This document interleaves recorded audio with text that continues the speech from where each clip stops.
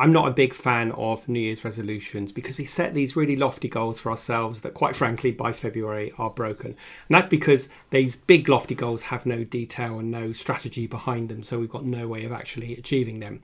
Now, this episode isn't about New Year's resolutions. However, if I was going to set a New Year's resolution for myself, it would be that I want to apply everything that I teach my clients to my own business. So I thought I would record a podcast episode on why are marketing agencies so bad at applying the advice that they give to their clients, which is really smart, to their own businesses. So that's what we're going to talk about today. So let's get on with the show. I'm Rob DaCosta, and this is the Agency Accelerator podcast. As someone who has stood in your shoes, having started, grown and sold my own agency, I know just how it feels during the ups and the downs of agency life. So this podcast aims to ease your journey just a little by sharing mine and my guests' experiences and advice as you navigate your way to growing a profitable, sustainable and enjoyable business. So as I said in the introduction, today's podcast is just digging into some of the reasons why marketing agencies are not very good at doing their own marketing, why they can't apply what they teach their clients, which is usually really sound advice, to their own business. Now, I know this is true because I hear my clients saying this time and time again. When I give them advice, they say, Rob, I know exactly what you're saying. I know I should be doing this. This is exactly what I tell my clients, but I'm not doing it for myself, which is crazy. So let's just dig in to find out what on earth is going on. So first of all, I think it's really hard on your own to remove yourself from the business and stand in the client's shoes and be your best client. I think many agencies, whether you are a big agency, whether you are owner of a really small agency, a one-person business or a freelancer, they're constantly stuck on the client service hamster wheel of doom. So they've got no time to think about anything, let alone marketing, business development for their agency. And I think too many agencies rely on word of mouth and referrals, and therefore they feel like doing any marketing would be a nice to have luxurious thing. So they don't really need to do at the moment because they've got these referrals and word of mouth coming in. Now, if you listen to me, you'll know that relying on referrals and word of mouth isn't a strategy. It's just kind of a hope and good luck. I think a lot of agency owners know they should be doing their marketing and their biz dev, and they're going to plan to do it, but they never actually get around to doing it themselves. And I think the other thing is that most business development marketing strategies that are really robust and work in the medium to long term. And we live in a bit of an instant gratification world. So because we don't get results immediately, we give up, or people never get started in the first place because they know it's going to take 3 months, 6 months to get any results.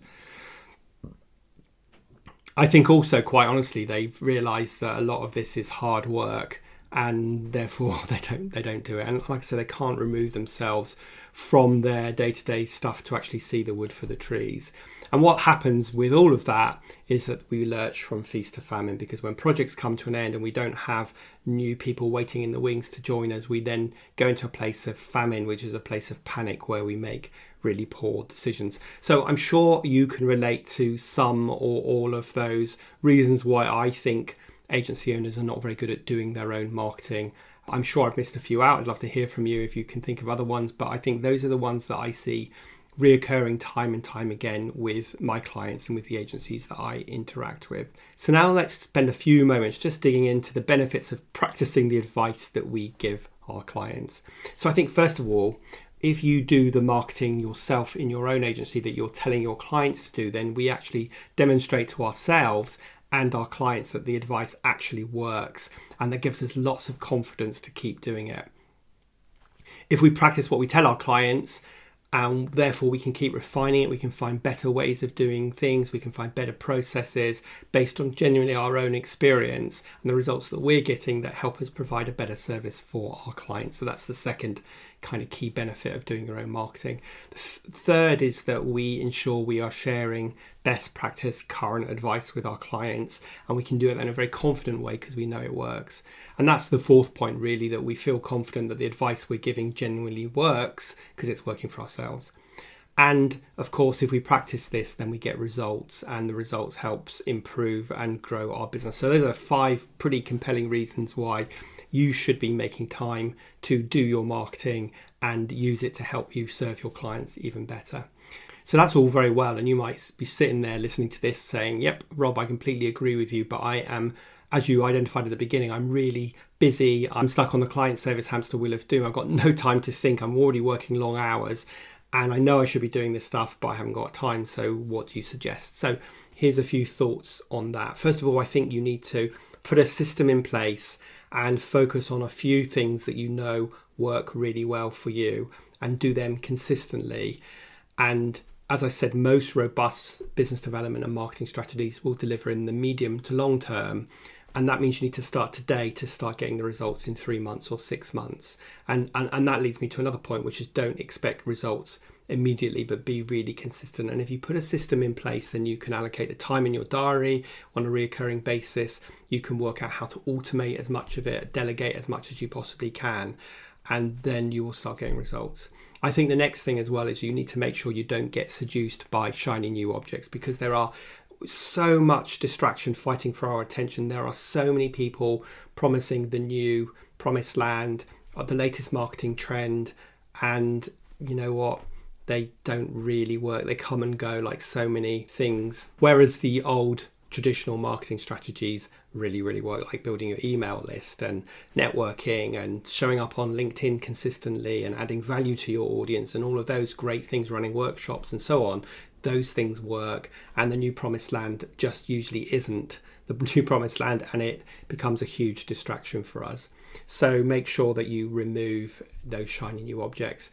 Then I think you want to outsource as much as you possibly can, and at the very least get a VA who can run some of the mechanics for you and make sure that you are getting things done. That's exactly what I do. I have a VA team that enables me to get stuff done because they say, hey Rob, we need this from you by this date. And if they weren't there kind of prompting me and uploading these podcasts and editing these podcasts and uploading the videos and editing the videos and putting content on my blog and so on, then it just wouldn't happen. A lot of times people say, Rob, how do you get so much stuff done in terms of my marketing? And the truth is, it's because I've got a really good VA team, and you don't have to spend a lot of money on this. You just need to be smart, and you need to work out what you can outsource and what you can delegate to other people.